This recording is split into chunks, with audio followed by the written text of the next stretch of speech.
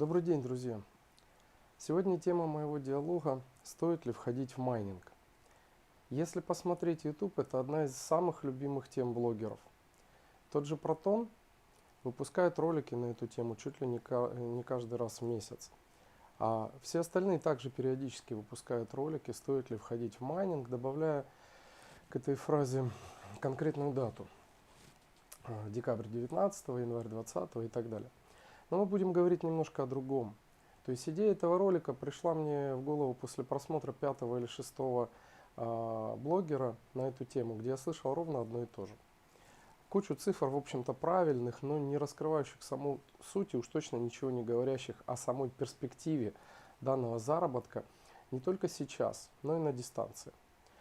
А начинающим, тем, кто думает инвестировать, ничего не знает или уже только-только ввязался и пытается прощупывать на этом болоте некие безопасные стратегии, нужно совершенно другое.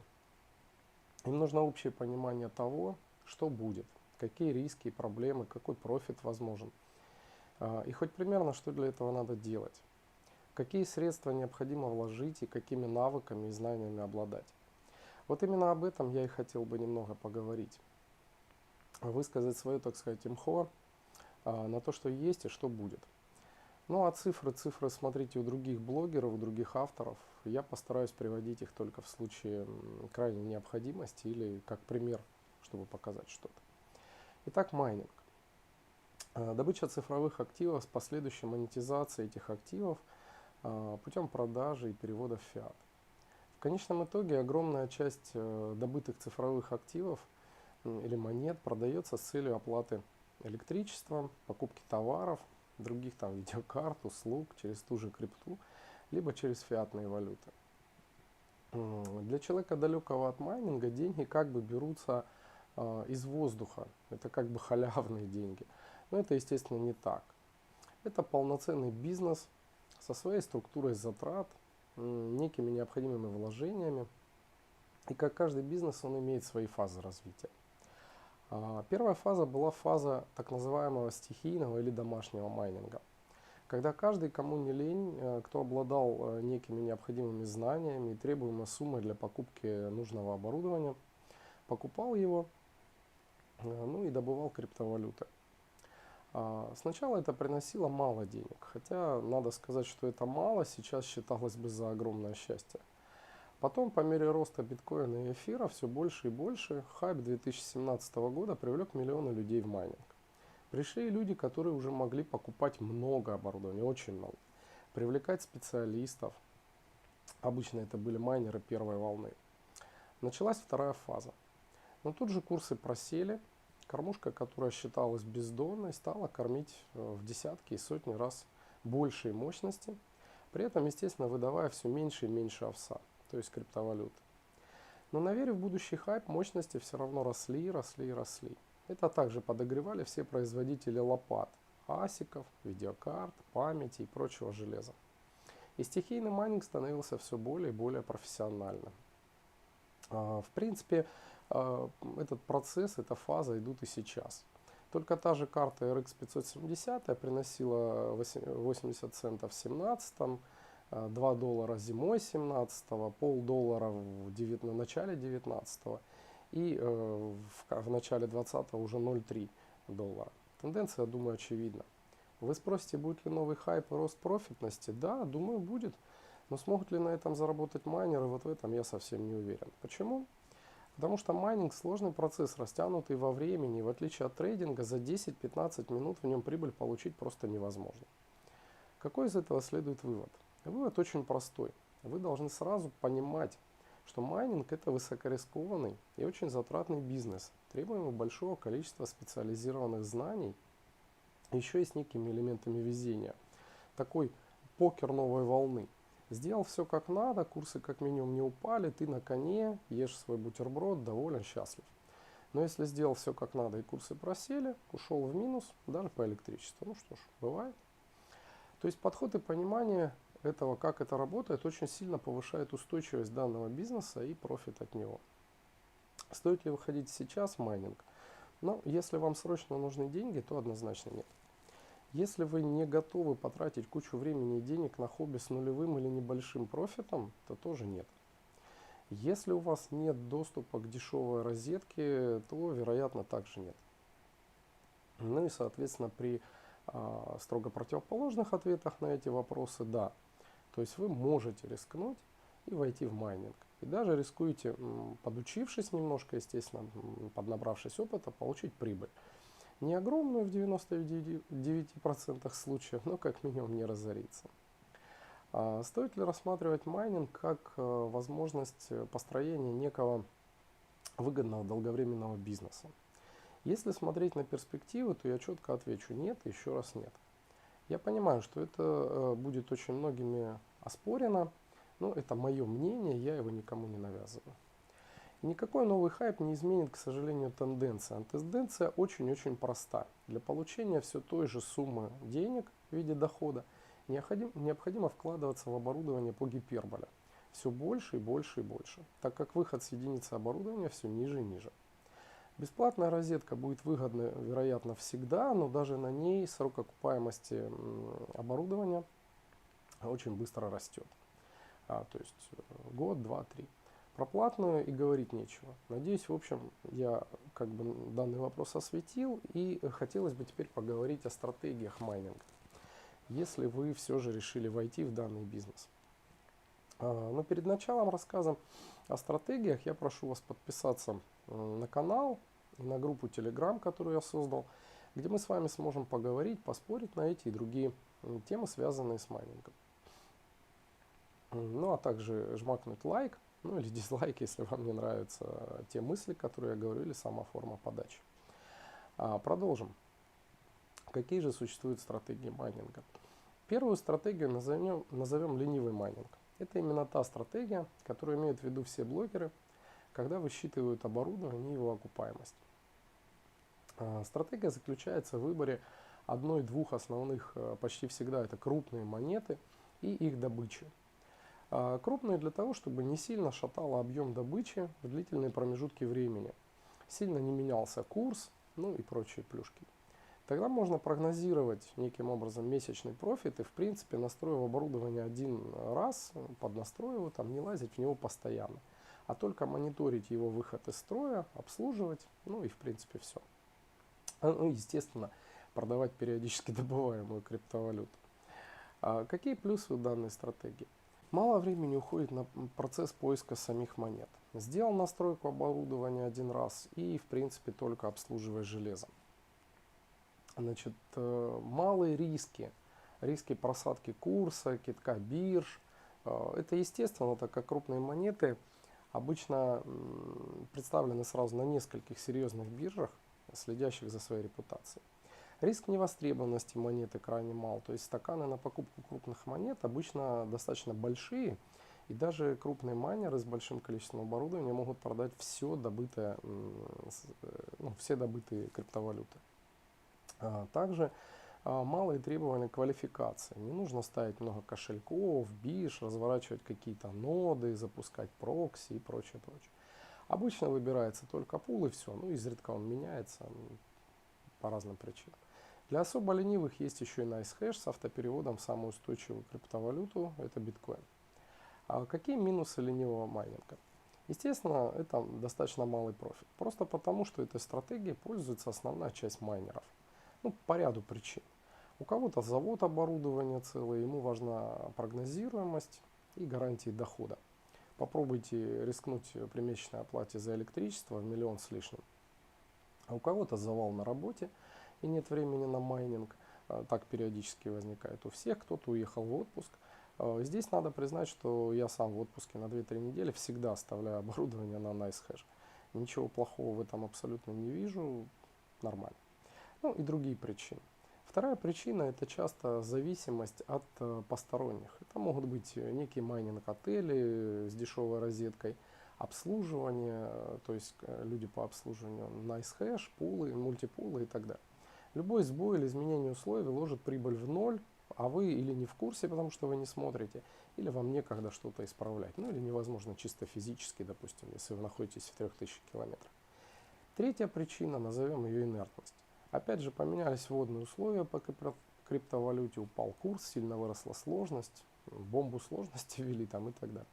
Четвертая причина – полная зависимость от курса, все просядет, то есть мы в принципе останавливаем оборудование, так как запас прочности очень невелик из-за малого профита. Ну и пятая причина – это банально скучно, да, то есть как бы неинтересно. Какие требования данная стратегия предъявляет к майнеру? Вот их всего 3, это очень удобно.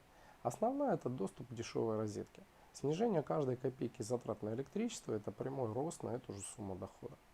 Вторая – должна быть сумма для закупки оборудования. И чем больше эта сумма, тем больше доход, естественно. Значит, третье.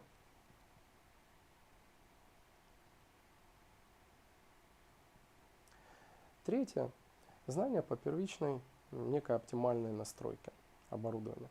Но данное условие достаточно легко решить разовой покупкой услуги настройки специалиста со стороны. С первой стратегией более-менее разобрались. Сумма входа в майнинг и окупаемости при использовании данной стратегии можно посмотреть на каналах других блогеров. Тут все время меняются некие вводные данные, и почти всегда, к сожалению, они изменяются только в худшую сторону.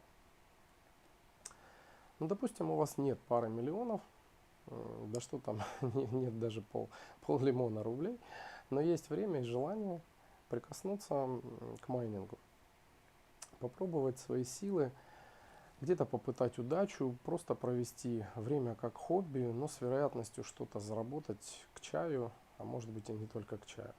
Первая стратегия при наших допустимых вложениях принесет нам условные и абсолютно неинтересные 3 копейки. Это я говорю в данный момент на 2020 год. И самое главное, не даст реализации нашему желанию потратить кучу времени на узнавание чего-то нового, не будет будоражить риском нашу кровь, не принесет нам каких-то вещей, которые приносят хобби. Тут есть вторая стратегия, и я ее называю стратегией криптоэнтузиастов. Очень хорошее слово, которым Читлани называет всех майнеров. Мне оно очень нравится. Эта стратегия заключается в постоянном поиске новых монет для добычи, иногда дающих прибыль сейчас в какой-то короткий срок по разным причинам изменения сети монеты, в основном сети. Редко курса, но в основном сети. Это форк, просадка сети, уменьшение сложности, а также, как я уже говорил, рост курса, секретности монеты не забываем, наличие сложного или непубличного майнера, такое тоже бывает, приватного пула, и другие вещи. Это отличный, можно сказать, самый идеальный вариант, но очень-очень редкий. Следующий вариант – это перспективные монеты, не торгующиеся на бирже. Новые или иногда возрожденные даже проекты. Не буду углубляться, это тема для нового большого ролика. Я думаю, при достижении 500 подписчиков я, наверное, его даже запишу. Сейчас мы скорее пробегаем по данной теме. Какие минусы у этой стратегии? Их, увы, очень-очень много. Первый и главный – это огромное количество времени на мониторинг всяких ресурсов, а также требования к опыту и квалификации, потому что с этого мониторинга каждый извлечет разное. Это, к сожалению, сложно купить даже в аутсорсинг. Второе, требуется социальная активность. В группах также можно ловить монеты. Повышенные требования к коммуникабельности, безусловно, к терпимости, потому что если вы будете хамить и вести себя непотребно, мало кто подскажет вам, расскажет о монете, уж тем более подскажет, как ее копать. Третье, покупка спецкалькуляторов, приватных майнеров и прочие специфические расходы. Я это делал неоднократно и всегда делал в плюс. Если это бизнес, то поймите, вы обязаны тратиться, иначе будете всегда проигрыше владельцам хорошего инструмента. Скажем так, спорщикам я могу сказать, что я сравниваю это с шиномонтажником, который принципиально не покупает станок и добывает свою некую трудовую копейку с помощью ключа и лома. И надувает колеса ручным насосом для экономии, естественно. Четвертый минус – высокие риски майнить пустоту. Также риски сжечь оборудование на очередном тесте некого нового алгоритма, не вывести с биржи, и так далее, и так далее. Пятый – это бессонные ночи ввиду отвалившихся пулов, ребутнувших компов, хреново держащих очередной алгоритм. Это постоянные проблемы, которые так или иначе преследуют криптоэнтузиаста. И плюсы у данного процесса тоже есть, поэтому очень многие, в принципе, этой стратегией пользуются. Итак, рассмотрим эти же плюсы. Первый главный, конечно же, это больший профит. Ну, возможно, больше. Если все повезет, звезды сойдутся, тут все сильно зависит от опыта и чуйки, которые приходят со временем с набитыми шишками. Второй – это просто интересно. То есть мы все время узнаем некую новую информацию, что-то мониторим, ну и так далее. Третье – это участие в общем сообществе единомышленников. То есть мы общаемся в каких-то группах, нам всегда, человеку приятно осуществлять себя частью, ну, чувствовать себя частью какого-то некого сообщества. Четвертый – это обретение множества новых знаний. Пятый – почти нет зависимости от курса, потому что мы майним всякий шлак, и обычно у нас два варианта. Или мы получаем плюс-минус предполагаемый x2, x3 к стандартному профиту, ну или получаем просто ноль, потому что не продали эту монету или она не вышла на биржу. Ну, все крайне просто, 50 на 50. Выбор очень простой. Значит, шестой плюс – это почти нет зависимости от посторонних. Все обычно мы делаем сами настраиваем, сами что-то находим, придумываем и так далее, и так далее. Просто потому что банально дорого покупать такого рода огромное количество услуг. Седьмой – это мобильность. То есть мы настраиваем 5-7 разных батников, разные операционные системы, разные пулы. Если все это, в принципе, как я уже сказал, покупать настройки, то разоришься, поэтому 100% здесь вам придется делать самому. Ну, либо кооперироваться и как-то делать это дружно, как говорится, да, опять же, к сообществу. А какие требования данная стратегия предъявляет к майнеру? Самое главное – это любовь к некому новому, желание учиться, коммуникабельность, предприимчивость, любовь к риску. В данном случае покерный игрок – самое то, либо бывший покерный игрок. Нужно знать свое оборудование, каждой карты особенности, асика, уметь перенастраивать, помнить кучу вещей технически.